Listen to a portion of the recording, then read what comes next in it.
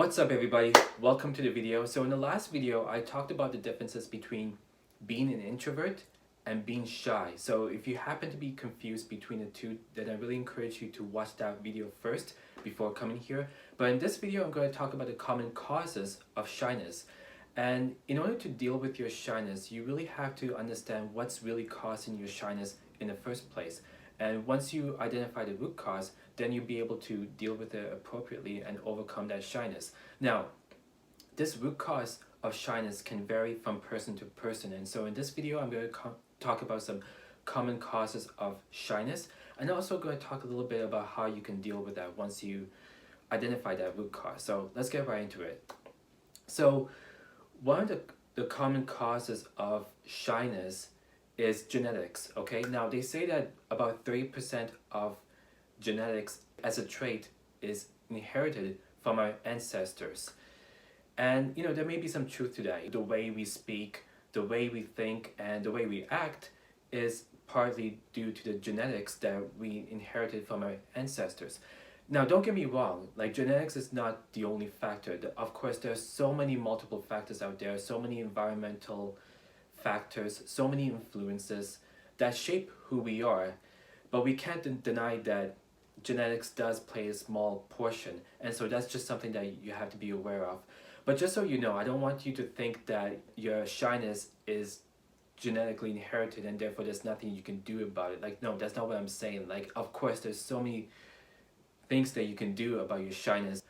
Another cause of shyness is your upbringing and your culture. In some Asian cultures, for example, introversion is actually more favorable and more respected.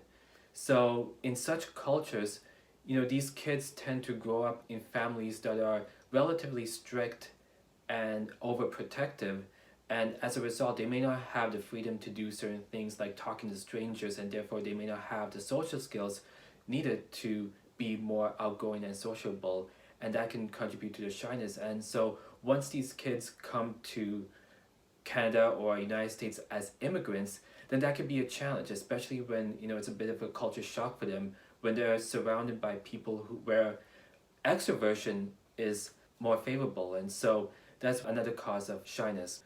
Another common cause of shyness could be a traumatic, painful experience that you've gone through in the past. Like it could happen at home where you've been abused, or it can also happen out in the public where someone has done something to you and really hurt you. And when you go through that traumatic experience as a child, it can really affect you psychologically and mentally. Like you start behaving odd and differently, you become more quiet and reserved, and you just have trouble trusting people around you. And on top of that, you may have a lot of trouble relating to people who may not have gone through the same traumatic experience as you have. And so if they haven't gone through what you have gone through, then they may not be able to understand where you're coming from, and so you have a hard time relating to these people. Another thing too is your low self-esteem. If you don't feel good about yourself, if you're not confident in who you are, then chances are you just don't feel like talking to anybody because you're concerned about how people would judge you or look at you. Lack of social skills. If you don't have experience talking with people, that can contribute to your shyness.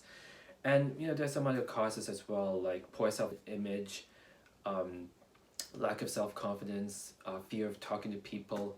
So there's so many possible causes of shyness. So why am I saying this? Well, like I said, in order to deal with your shyness, you really have to get into the root cause and deal with it appropriately. Now, if you don't do that, you're never going to be able to overcome your shyness. Sure, you can force yourself to talk to people, but that's only going to work short term. At the end of the day, you're still going to be the same person as you were before, and you're still going to continue to be a slave to your shyness. So again, in order to overcome your shyness, you really have to get into the root cause and deal with it appropriately. So for example, let's say that the reason why you're being shy is because you're not confident in who you are. So if the lack of self-confidence is the main factor, then start working on your self-confidence. Start putting in work and taking action and do whatever you can to make yourself more confident.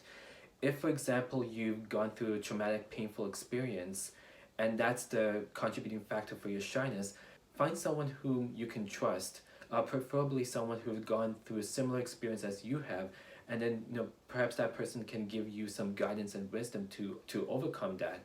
In some cases, you may have to speak to a counselor and get the appropriate help, but do whatever you can that's appropriate to overcome that barrier. Whatever causes contributing to your shyness, deal with it appropriately, and then you'll be able to overcome that shyness. So that's pretty much it for today. I hope this message was very helpful. And if you have any questions or thoughts, leave them in the comment section below. I'd love to hear them. Now, if you want to learn more about how you can overcome your shyness, I've actually included a link in the description box below, so you can check it out. And what's interesting about it is that it actually discusses why we are shy from a biological perspective, which I think is really interesting. So be sure to check that out. And if you want to learn more about how you can become a confident leader as an introvert, then please subscribe to my channel so you can stay in touch with the latest videos. So that's it for today. Thanks for watching. I'll talk to you guys soon. Bye-bye.